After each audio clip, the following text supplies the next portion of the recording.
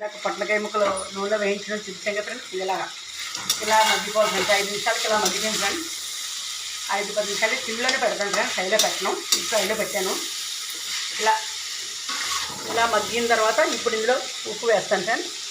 ఇప్పుడు ఇందులో ఉప్పు అంటే మర్చిపోయిన ఫ్రెండ్స్ మీకు చెప్పడం, పచ్చిమిరపకాయలు వేస్తాను ఫ్రెండ్స్. మధ్యలో వేస్తాను ఫ్రెండ్స్. ఫస్ట్ పోపులో అయితే వేయను పచ్చిమిరపకాయలు, అవి మధ్యలో వేస్తేనే పచ్చిమిరపకాయలు కూడా అలా గ్రీన్ కలర్లో ఉంటాయి. ఇదిగోండి ఫ్రెండ్స్, పచ్చిమిరపకాయలు గ్రీన్ కలర్లో ఉంటాయి ఫ్రెండ్స్.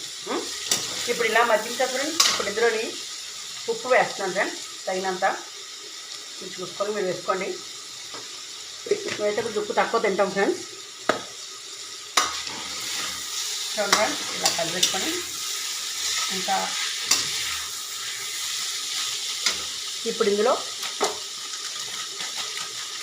తెల్లపిండి పొడి ఉంది ఫ్రెండ్స్. తెల్లపిండి పొడి ఇలా జల్లేయడమే. తెల్లపిండి పొడి ఇలా జల్లేసి పొట్లకాయ కూరలో జల్లిసాం కదా.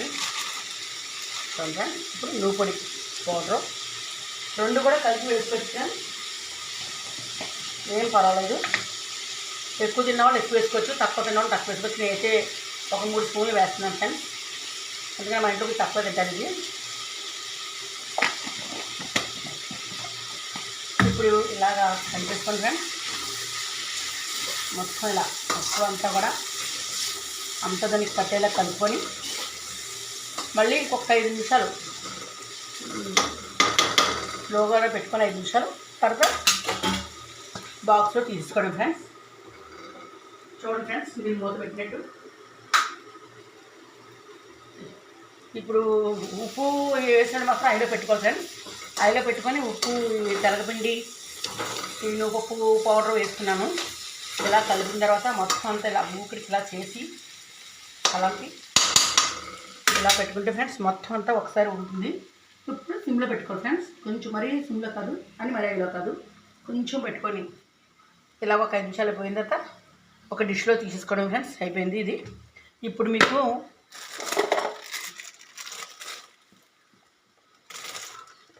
అప్పడాల పిండి కలపడం నేను చూపిస్తాను ఫ్రెండ్స్. చూడండి ఫ్రెండ్స్, ఇది కూడా నాకు ఇది వచ్చి అనుకోండి, అందరికీ వచ్చి రాదే కాదు, నేను కలపడం మీకు చూపిస్తాను. బాగుంటుంది ఫ్రెండ్స్.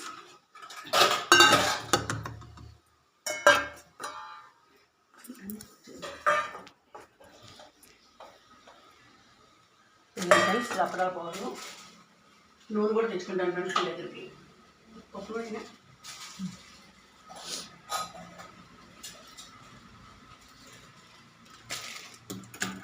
ఇదిగో ఫ్రెండ్స్, పప్పు నూనె అయితే బాగుంటుంది ఫ్రెండ్స్. అందులోకి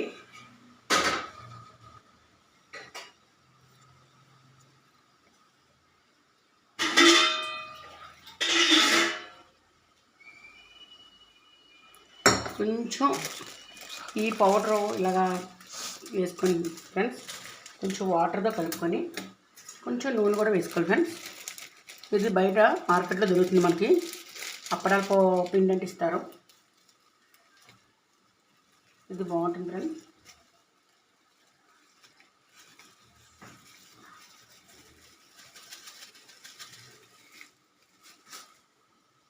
ఇది ఫ్రెండ్స్ కొంచెం కలుపుతున్నాను ఫ్రెండ్స్, అంతా కాదు, ఇదే చాలా ఎక్కువ వద్ది.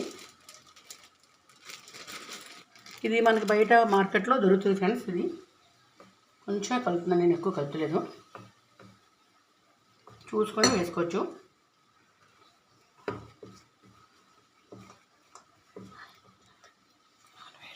కొంచెం నూనె వేస్తున్నాను ఫ్రెండ్స్. చూడండి ఫ్రెండ్స్, నూనె పప్పు నూనె ఫ్రెండ్స్. ఇది